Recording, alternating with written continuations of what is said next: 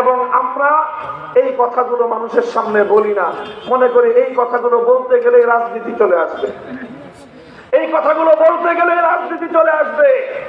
আর রাজনীতি কথা শুনতে অন্যদের কাছ থেকে ভালো লাগলেও হুজুরদের মুখে রাজনীতির কথা শুনতে এক শ্রেণীর মানুষের শরীরের মধ্যে অ্যালার্জির চুলকানির উপদ্রব হয়।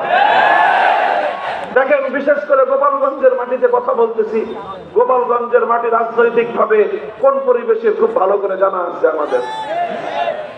আওয়ামী লীগের যারা আছেন, অনেকে আছেন, আমার কথা শুনতেছেন, আমাদেরকে আপনাদের প্রতিপক্ষ সবসময় ভাববেন না।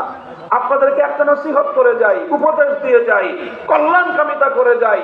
সেটা হলো এই, আপনাদের অনেক ভুল আছে, এটা তো মানেন।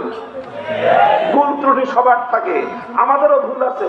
আপনাদের সবচেয়ে বড় ভুল, বিগত 50 বছর ধরে যে ভুলটা আপনারা করে আসছেন, আশা করি এইবারের এই হোঁচট খাওয়ার পরে একটু হুঁশ আপনাদের ফিরবে, আপনারা সেই ভুলটা সংশোধন করার চেষ্টা করবেন। সেটা হলো, আওয়ামী লীগের সবচেয়ে বড় ভুল, আলেমদের কাছ থেকে কোন রাজনৈতিক কথা তারা সহ্য করতে পারে না। এই হলো তাদের সবচেয়ে বড় ভুল।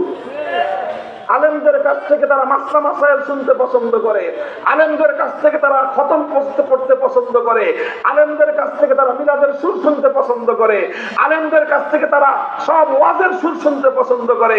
কিন্তু আলেমরা যখন রাজনৈতিক কোনো মতামত দেন, কোরআন সুন্নাহর আলোকে যখন রাজনৈতিক কথা বলে, তখনই আপনাদের মধ্যে গাত্রদাহ শুরু হয়।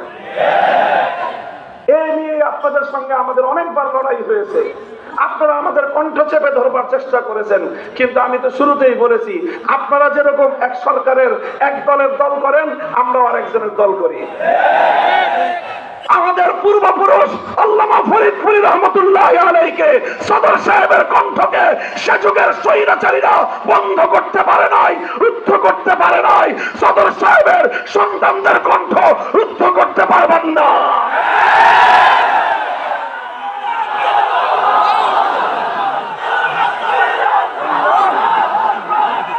কাজেই এই সময় কম, কাজেই আমার এই কথাটা যদি আপনাদের কাছে ভালো মনে হয়, যে না, এই কথাটা একটা ভালো পরামর্শ দিছে, আগামী দিনে আবার হয়তো আপনারা রাজনীতিতে পুনর্বাসিত হবেন, তাহলে এই ভুলটা সংশোধন করে আইছেন।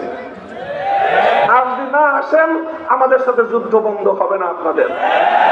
আপনারা মারবেন, আমরা মরবো, আমাদেরকে মেরে শেষ করতে পারবেন না। জেলখানায় পড়বেন, আপনার জেলখানা ভরে যাবে, আমাদের সংখ্যা শেষ হবে না। আমাদের প্রতি ফোঁটা রক্ত থেকে নতুন মর্দা মুজাহিদ জন্ম নেবে ইনশাআল্লাহ।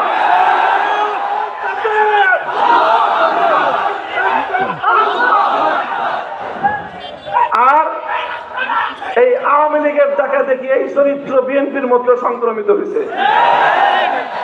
রাজনীতি করতে চাইবেন বাংলাদেশে, আমরা বাংলাদেশে, আমি এই কথা বহুদিন ধরে বলি, ভাড়াটিয়া হিসেবে থাকি না।